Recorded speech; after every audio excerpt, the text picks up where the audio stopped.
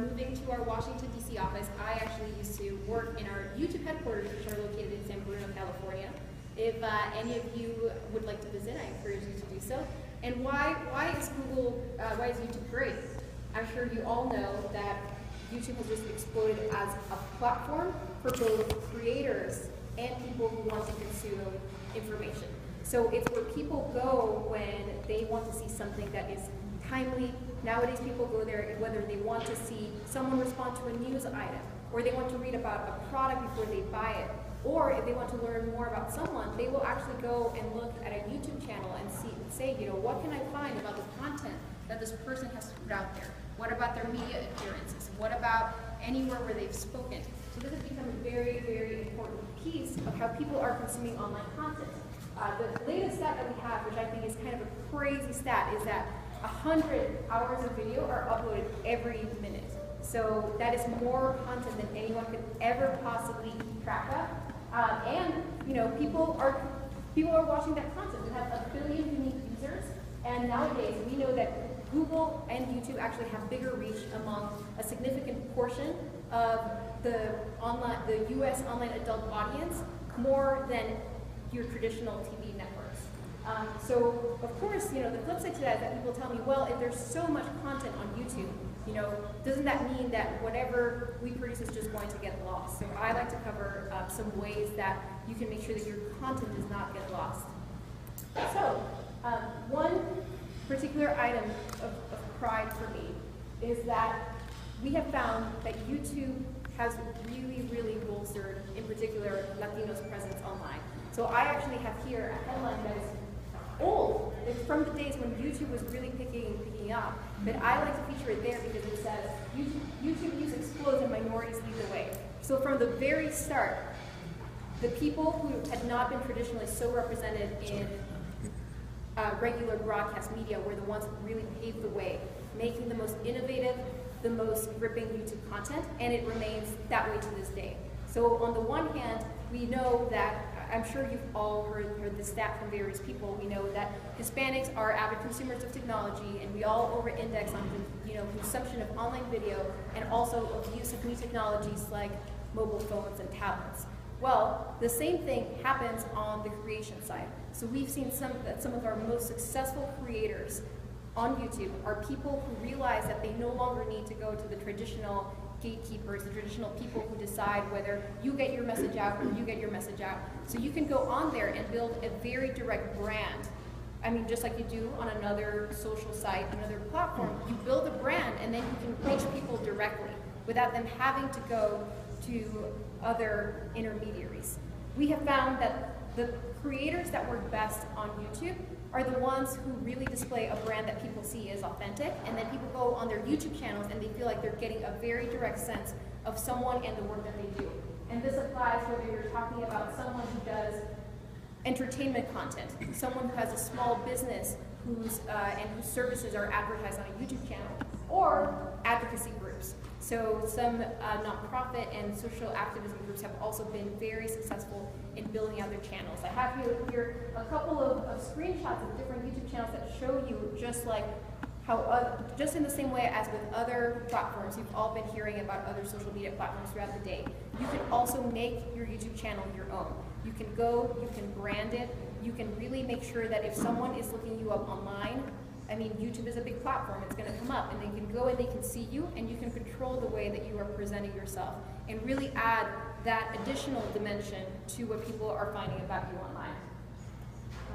One of the other things that I wanted to highlight before I continue is that I don't know if any of you have heard, but nowadays any YouTube channel can also live stream content. So what does that mean? Some of you will be hosting events, some of you will be hosting things that you want to broadcast to a bigger audience than whoever you happen to have in a room with you.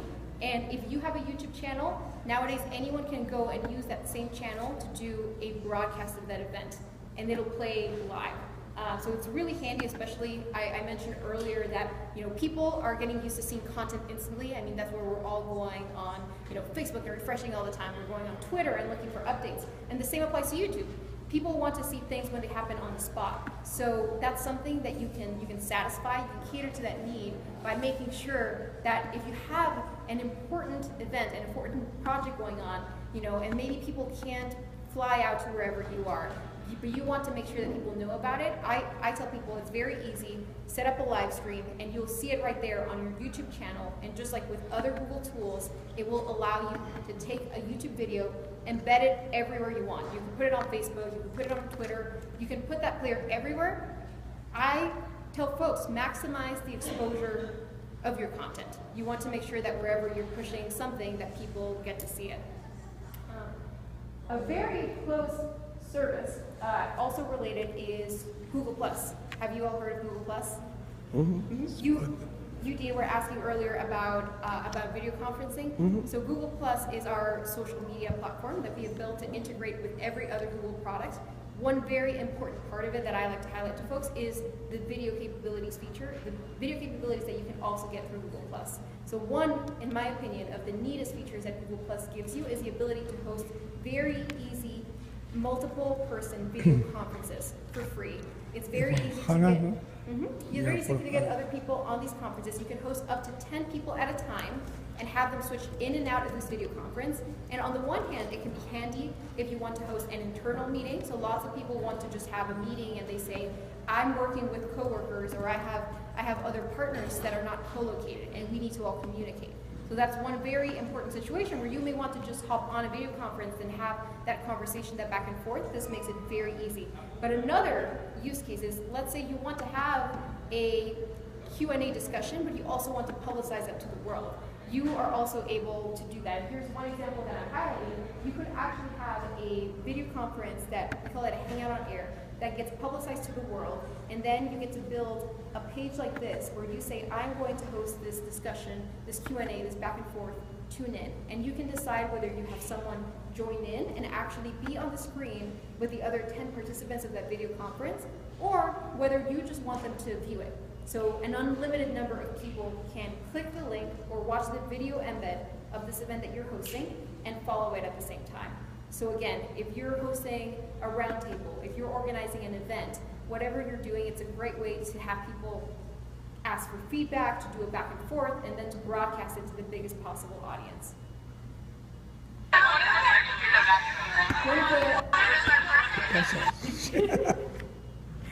Sorry. No worries. One of the cool features I like to highlight is Hangouts. They actually have lots of really cool features. They give you the ability to add people, to take people out of Hangout. They give you the ability to control whether, to control their sound, to control the visuals. They also give you, I think this is very important for anyone who's working in a group, they give you the ability to take submissions of questions. So let's say you are hosting some sort of roundtable, you are hosting some sort of event. You can gather questions from your audience, have them submit them in here, and visually display them within the Hangout itself. And similar to some other platforms that you may have seen, people can upvote these questions, and you can see the ones that are most popular. But you can do all of this from within the Google Plus Hangouts interface. So we've seen some really successful examples of people who just say, I'm going to be on a Hangout. I want to take questions from my audience, and people will submit them, and they will go through and answer them. And again, it really gives people that sense that you are interacting with them, even though you may not be co-located, even though you may be at the other edge of the country. Any questions about Google Plus? We can also go back to it at the end. The third category of things that I wanted to cover is how Google tools can help you understand your audience. And why does that matter? It matters because you all are trying to achieve a goal, whether it is to market yourself professionally, whether it is to increase the exposure of an organization that you are leading, whether it's sharing important announcements. And what matters to know whether you're being effective is to know how the audience itself is responding, because you could be putting a great message out there, but if no one is looking at it, then at the end of the day, it doesn't matter. The great thing, of course, about online tools nowadays is that they make it incredibly easy for you to get a real-time snapshot of the effectiveness of whatever you're doing online. So we have a series of tools that, again, Google is built on understanding information that will help you make sense of the information, of the impact that you're having whenever you're sharing something online. Has anyone ever used Google Analytics? Some folks are using it. Excellent. So maybe you all can share some stories at the end. I'd love to hear them. But for those of you who don't know, Google Analytics is a simple is a simple service that I think anyone who has a website, and I think everyone should have a website, anyone who has a website should be integrating into their website. The way it works is that you take a little snippet of code and you insert it into your website, and that will give you more intelligence about the way that people are interacting with your website than you could imagine. What am I talking about? I mean that, you can see, of course, right, the things that you might imagine, like how many visitors am I getting? What is the frequency of visits? Am I having new or repeat visitors? But you can see so much information in here. You can see aggregate demographic information. You can see whether you're reaching older people, younger people, people in a specific region of the country, in a different region of the country. You can actually see some fascinating stats about whether you are getting most engagement on your website because people are following a Facebook link or a Twitter link or a YouTube link. And sometimes you can actually go and see very, very specific trends. And so what I like to tell people is this information helps you because you want to make sure that you are maximizing your reach towards the audience that you care about. So maybe your audience that you intend to reach is adults in a specific region. And if you are not getting a hold of them, you may want to see why. If you are getting lots of traffic and lots of engagement because someone posted something that you did, a link to your content on Facebook, you may want to make sure that you are really engaging that Facebook audience. Again, we at Google are sort of platform agnostic. We say you want to make sure that you cater to your audience wherever they are, and these tools can help you do that. The snapshot that I'm showing right here actually shows you what we call the real-time tracker. So if you have a website, it'll show you have 0 people on your site right now. You have 10 people on your site right now. You have 100. And it'll actually show you patterns of behavior for how people are interacting with that. I can't mention Google Analytics generally without mentioning that YouTube actually has an analytics feature itself that I also think is fascinating. So if any of you are creating YouTube content, I encourage you to go and visit youtube.com/analytics.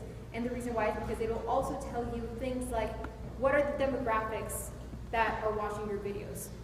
Who is sending most traffic to your video? Is it a specific social platform? Is it a specific type of device? I mean, maybe people are all watching your content from a mobile device. Some of the really interesting tidbits that you can learn from YouTube Analytics are actually how people are engaging with any specific video of yours. So we have some reports, we call them audience engagement report, that actually show you on a grid a relative tracker of people's attention as your video proceeds. So what does that mean? Is that when a video starts, you'll see, 100%, it's all relative, it's 100% engagement. And as the video gets longer and people click away, you see that curve go down. So what does that tell you? It tells you that sometimes what people see is that if they have something that is really exciting in the middle of a video, they will see that engagement tracker spike up because it means that people are coming to that video and navigating to a specific time. And what does that tell them? It tells them, whatever I did here was really exciting. Maybe I said something really interesting that it's worth publicizing. Maybe I had a guest appearance in my video that really drove a lot of views. But these are things that you're going to learn. It's actually by looking at these sorts of stats that YouTube creators, generally learn that shorter videos tend to be better than longer videos. And the reason why is because everyone has a short attention span. And so that audience line will plummet as a video gets longer and longer. So that's why people tend to keep their videos under 5 minutes. But these are all things that you can make sense of, and the different information will be different depending on what it is that you are doing with your specific content. If you find that there's something that you want to fix with your website, we have a service. If you say, okay, I've learned from analytics that no one is going to my website. Maybe there's some sort of issue with that. How can I fix it? We actually have a website that is called Google for Webmasters, and this will help you diagnose and then fix whatever might be wrong with your website. And if you might ask me, okay, what does that mean something is wrong with my website? A bunch of different little things might be going wrong. Maybe there's something about your metadata that means that you are not coming up in a search result when people are searching for you. Sometimes people accidentally block the Google search engine from scanning their site, and then they say, why am I not appearing online, right? All these sorts of questions. This is the sort of thing that this website can easily help you find, and it'll tell you, here's how you fix it, and guide you step by step. So for a lot of folks who are sometimes just trying to figure out, how do I improve my website and its content, this is a great place to start. So Free, all free. Exactly. We want to generate more awareness about this because we think that this really helps. It helps on the one hand make sure that people find your website. It also helps with things like keeping your website secure, like making sure that it doesn't get hacked. All of that information you can find on this website. So does this work even if you're not a webmaster? So this will give you best practices for a website. So this, you want to go here if you have a website. You may not be the webmaster yourself, but if you're working with someone who is, then this will be relevant information for them because they'll be able to go and see. And if they're a real webmaster, they should know about that, right? They should know. Right. Yes, they should know, and they should be signed up. But again, we realize that not everyone knows that it's there. But again, it's really a good idea to go and check out the resources, both from the marketing side, from the security side. Again, just follow sets of best practices. There's actually a service on Google Webmaster Tools that says register your website, and if Google detects that there's something malicious going on, like someone is trying to hack into your website, we will send you a notification and tell you, hey, someone is trying to hack into your website, here's how you can fix it. But of course, in order to send that notification in the first place, we require people to know about this and go and say, I want to be notified. So this is why I think it's a great idea to just spread the word. It's all for free. Finally, if we're talking about generating content and having a pulse on what the internet is thinking, what the internet is feeling, I would really encourage you to take a look at Google Trends, which gives you a snapshot at any given time of the things that people are looking for online. And sometimes that can be fascinating just to take a look at, just because you can go and see in the aggregate what is the universal online sentiment trending towards, right? Are people searching about a recent event? Are they searching about a celebrity? Are they looking at sports? But in a very, very direct way, this can actually help you if you're thinking of, if you're publishing content online, if you are marketing yourself, it helps because it gives you an idea of the sorts of things that people are looking for in a very timely manner and that you may want to incorporate into your strategies. So, if people are searching for a specific topic that is relevant to whatever work you're doing, you may want to make sure that you cover that topic. Because you know that people are going to go and they're going to be typing those terms into Google search. You want to make sure that if you are in any way participating or opining, that you are showing up there as well. So there's tons of information that you can find here. It's actually quite an interesting hub. And it can be split into sections. You can go and navigate it. But I love talking about trends. Great way. It's a great almost rabbit hole of what the internet is feeling at any given time.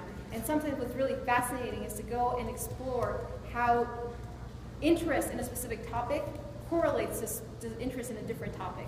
And you can actually go and graph those out. Finally, because I know that probably several of you are affiliated and interact with nonprofits, I would be remiss if I didn't highlight that we actually have a portal, just so you all know, it is specifically for nonprofits. So you can see here what it looks like. You can see at the top the address. And what it does is it ties together a lot of the products that I just spoke about, but specifically for nonprofits.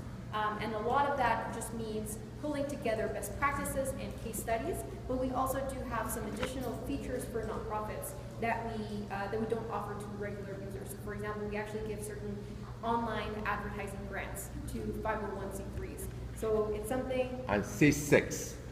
Sorry? And chambers of commerce, C6. C3 and C6, or just C3? Just C3s, exactly. You can see for chamber. Change it to C6 as well. We will see if we can incorporate C6. Okay. So that's why I put it at the end, because I know this will not be applicable to to all chambers, but I know that you all probably work with a lot of nonprofits. So again, a lot of the things that I just covered are pulled together on this portal that communicates a lot of tools and a lot of case studies, lots of great examples of organizations that have done really great things just with free online tools. I have some links. I'm also open to taking questions about any of the tools that I just covered or about anything else. So just let me know. Thank you.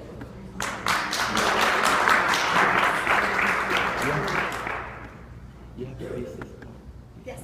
Yes, and I'm happy to share. And do you have a cards hard and copy of contact this? info. But any questions? Can you? Yes. But any questions? Do you have a hard copy of this that you can share? The presentation. Sorry? You have a hard copy of your presentation? I do not have a hard copy of the presentation. If I'm happy to give around my business card, and I will send you all the links that I Okay, Oh, wow. very cool. That's what I'm interested in. Exactly. Thank you. No, he said for. Sorry, and I see some questions before I start giving information around. Yes, over there. Have you extensively gone into crowdfunding? What's going on in the Crowdfunding, that's a great question. So Google so far has not developed a crowdfunding platform. We probably have a set of tools that come close to facilitating crowdfunding. So one of the things, for example, that we have is that we have ways that, for example, for nonprofits, we built donate buttons into YouTube that make it easy for a nonprofit to say, hey, here's a cause. You watch the video on the cause, and then did this move you? Do you want to give money? Click here. So we build those sorts of little features into our products, but we don't have a crowdfunding platform per se. We, of course, we know that there are some other platforms that are doing that very well, and in some instances, we partner with them on some of our programs. I don't know of any specific plans to launch a crowdfunding platform. Again, I think at the moment because we are just looking to facilitate the integration of all the products, I think you're going to see many ways in which it'll be easier for people to collect funds. But again, I don't know of any plans at the moment for Google to have its own crowdfunding platform. Yes, over there? If there was an inclusion of the 501c6 organizations, is there something about a list that we can do so we can qualify for the non-profit? The best way, there is not a list. If we were ever to expand the category, I mean, right now it is for C3s. The best place to check is just to see either the Google for Nonprofits page, or to follow. We have a Google blog where we post a big announcement. That would be a big expansion of the categories of organizations that we can offer this program for. So I would recommend doing that. But what I tell folks is that really the only thing that we can do for nonprofits that we cannot do for other groups is to give ad grants, but really everything else is available to anyone who goes online and just is interested in signing up for these products. That should not make you feel like you're losing out on anything just because you're not a 501c3. Any other questions? Yes, right there. More about the Google Academy. What's going on right now nationwide? What states are more successful recruiting for that? What you see going? Because that's something that you're working directly with the team. Yes, the Google Academy program. So you're asking about, just so everyone knows, he's asking about a program that's called Accelerate with Google Academy, and it is in a sort of a small business accelerator and mentorship program for which Google partners with chambers locally. You're here tomorrow? We have a session specifically on Accelerate. So I don't want to deflect your question, but we have an entire session that will give you the latest update on Accelerate specifically. It's tomorrow. I think it's at 10:30. It's on the tech track. So again, we can also follow up on that, but there's an entire session that will.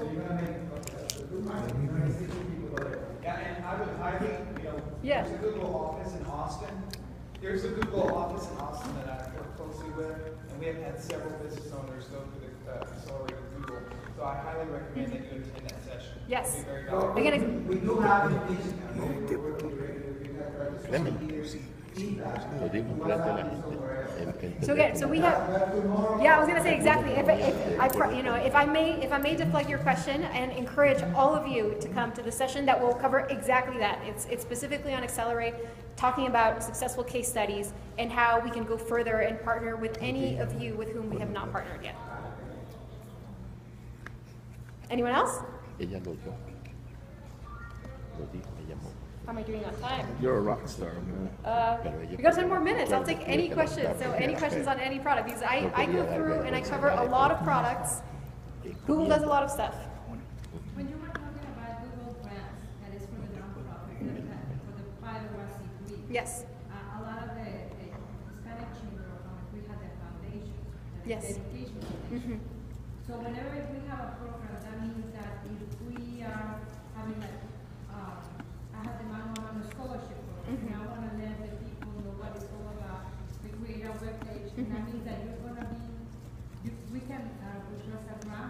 Yes, exactly. So if you have foundations, so if there are 501c3s, and again, I know that a lot of people work very closely with them, but as long as the actual organization is a 501c3, the only reason why we have some forms, so we have an application form where you just have to declare your tax status before the IRS. Any 501c3 can apply and get an ad grant. Thank you. Again, so it's exactly free money for nonprofits. Share the word. Over to them to give an overview of a lot of the things that are now available on the USHCC website for you all to leverage your efforts at the local level when it comes to government affairs.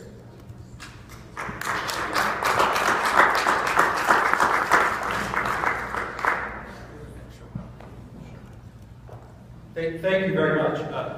Stephanie Simpson and I'm Joe Savarese from IPAC. We do represent a national Washington, D.C. based business organization, but our organization is a little bit different from some business organizations in Washington, and we think that the U.S. Hispanic Chamber of Commerce is a little different and forward-thinking than a lot of business organizations that we work with in Washington, and that's why it became a really good fit for us to work together in terms of grassroots programming, advocacy and outreach, and what our organization really focuses on, which is engaging employee voters in the public policy and political process. And that's what we're going to talk to you about today very briefly, show you some tools and programming that we're putting in place with the U.S. Hispanic Chamber that will be available for all of you and your audiences to use, and then think ahead about how we can collaborate on these ideas going forward. Stephanie's going to show you some specific examples of these programs, but I just wanted to throw up a few ideas about what is our organization, where is it that we're coming from, and why do we want to collaborate with the U.S. Hispanic Chamber and its audience. Our mission isn't to advocate for specific policy outcomes. We're not like the U.S. Chamber in that we have bills and regulations and things that we are lobbying on. What our organization's mission is to help groups like the U.S. Chamber of Commerce and Hispanic Chamber of Commerce and local and state Hispanic chambers and businesses and employers themselves achieve the policy and political success that they're looking for. So we don't exist to push our agenda. We're here to help U.S. Hispanic Chamber and all of you and your audiences. And our focus really is on that employer-to-employee engagement. We're going to talk about a couple ideas about why that is so valuable and effective and the tools that we have to make it happen. But employer-to-employee engagement is a really positive way to produce policy and political success. And this is focused on the idea of educating and motivating people in a nonpartisan way.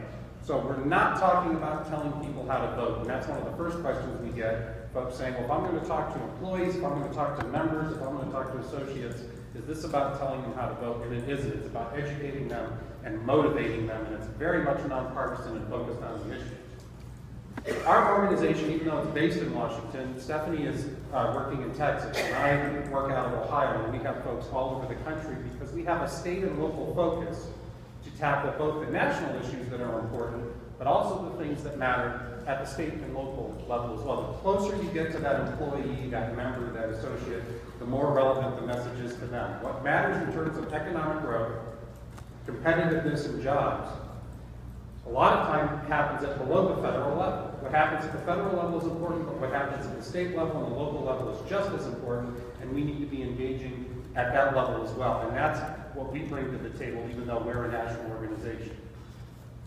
And we also know that state and local public office is the incubator of policy, political leadership. And what we mean by that is, the answer to what ails us on the national level isn't going to be found within the people who are already members of Congress and elected and inside the Beltway. When we travel around the country, when we participate with state Hispanic chambers, with local chambers, with companies out there on the ground, we see the next generation of leaders, and this is about engaging those people and providing an on-ramp for participation. BIPAC very much focuses on technology in terms of building followings and creating networks. We know that, I saw the tail end of the presentation you were looking at before, and we know with the social media focus and new media, that's where we have to reach people in terms of audiences. Adults are by a vast majority online, but the younger audience that we need to reach, that is the way that you have to reach that audience, and the programming that we have can engage that audience in public policy and politics in an effective way. We know that the individuals that we are reaching select where they want to get their information from.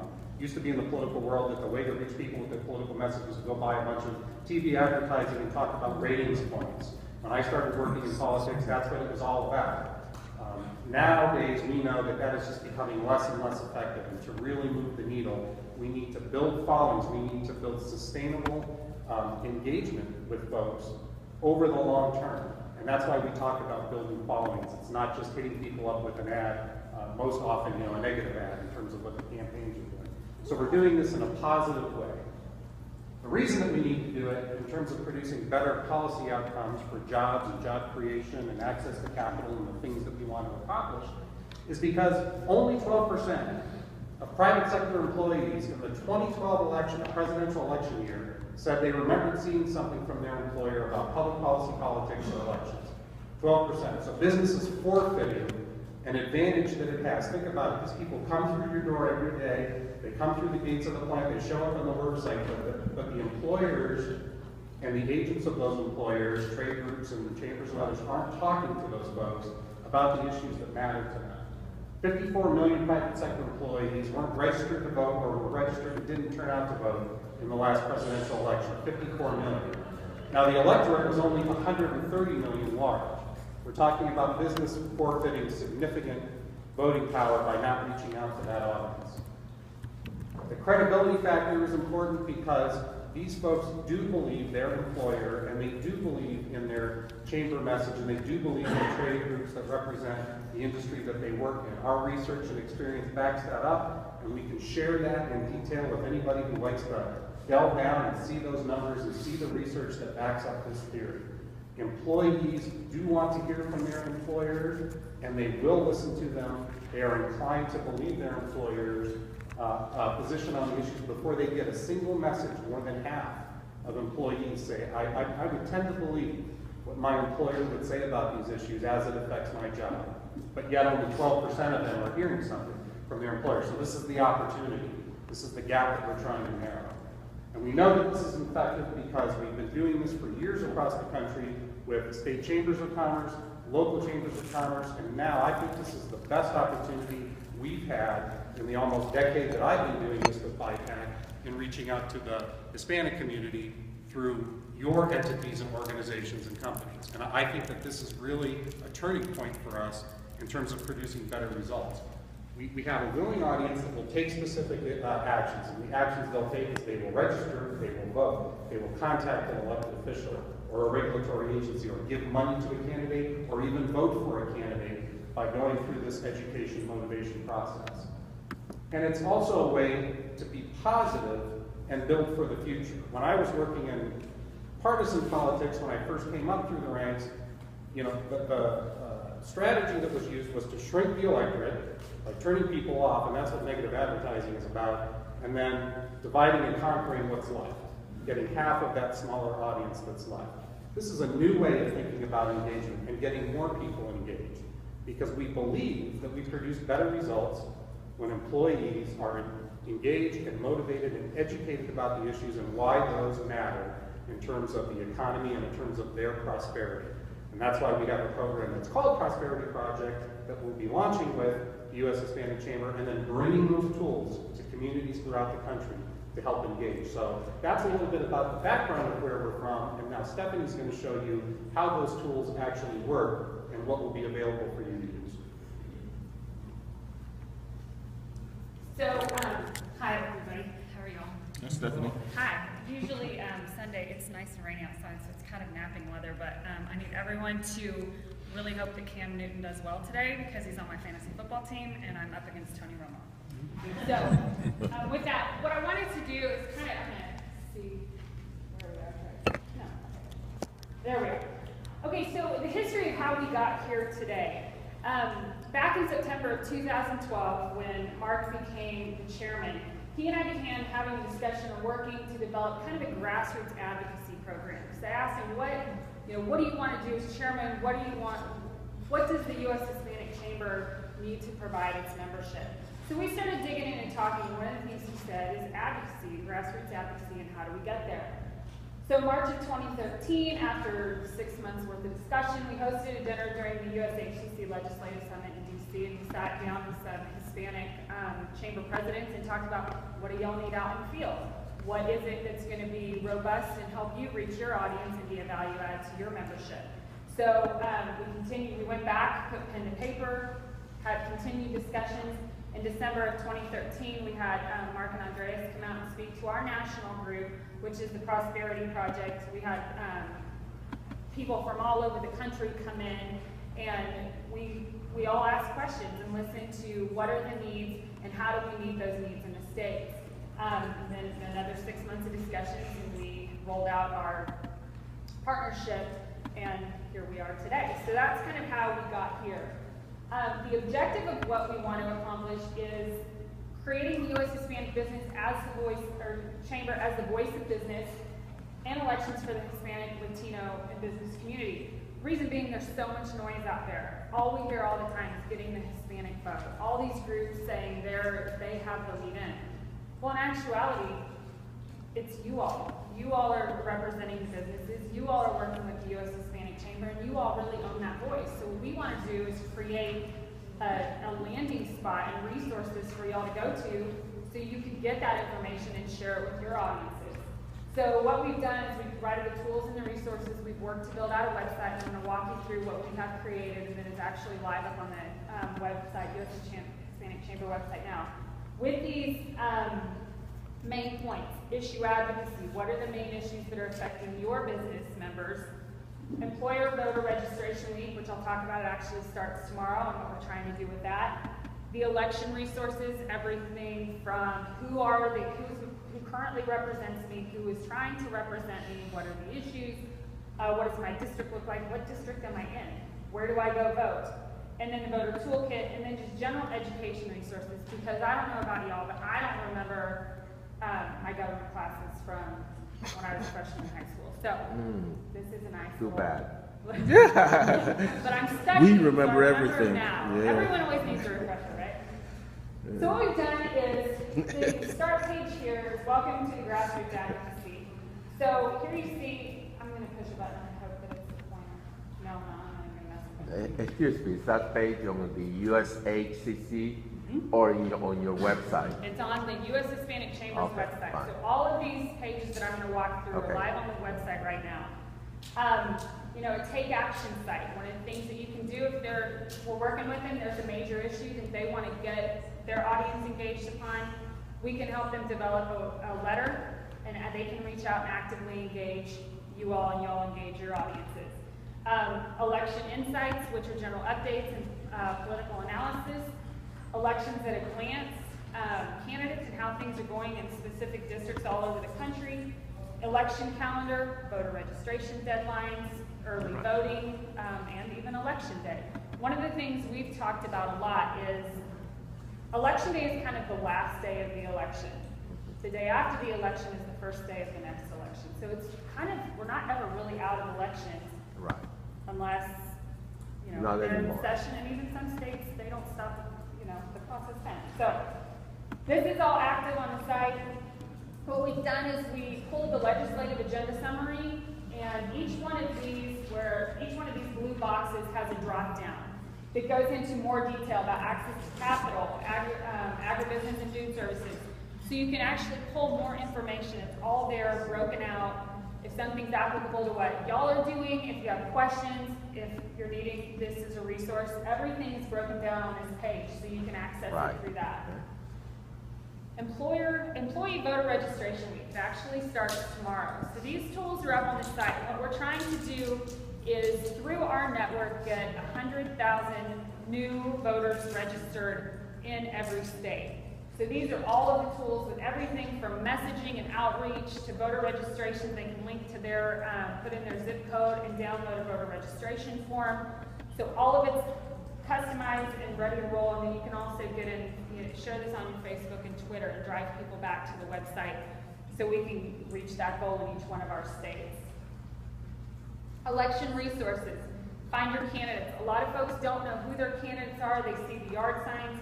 They don't know what that even means or who's in their district. So this is an opportunity to find your candidate, And then again, general election information or anything you need along those lines, just to help educate that universe of folks.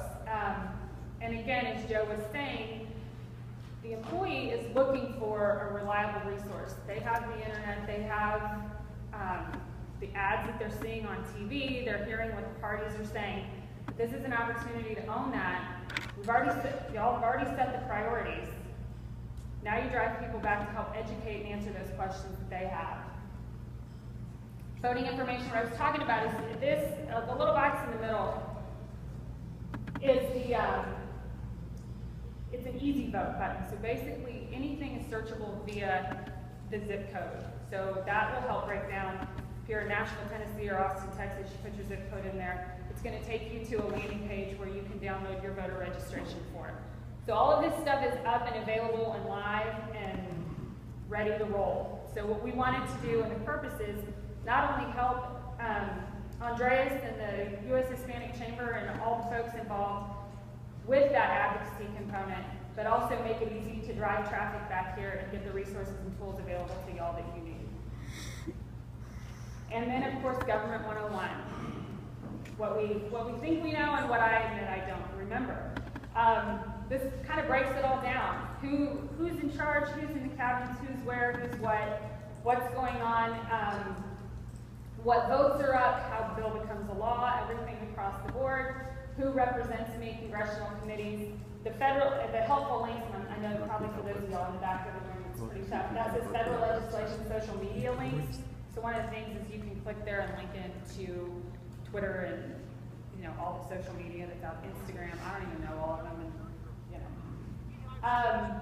and then tips on writing your elected official. These are key things. If you need to activate your audience, if there is a call to action that you need to get moving on an issue, here's some advice on tips for writing the elected officials, to making visits to the capitals on a federal and state level, and writing letters to editor and op-ed. So what we wanted to do is bring all of this together, kind of a one-stop shop, so to speak. Any questions on that? I knew you'd have a question. Well, it's very interesting. There is a program for chambers of commerce, pretty similar, which is a for-profit program that actually allows you to customize by legislative district at the state and federal levels, as well as local elections. And it just highlights the issues. The chambers will customize the level, because they are the ones who are advocating for business at the state level, or the U.S. Chamber of Commerce will do the same. We interact with all these organizations in 5 states, so we're pretty familiar with this lobbying process. What is different about, because it's very impossible. It was patient, it created a product, as opposed to many, many organizations that all of you chamber execs, company execs, and people know, everybody wants the answer right off the bat.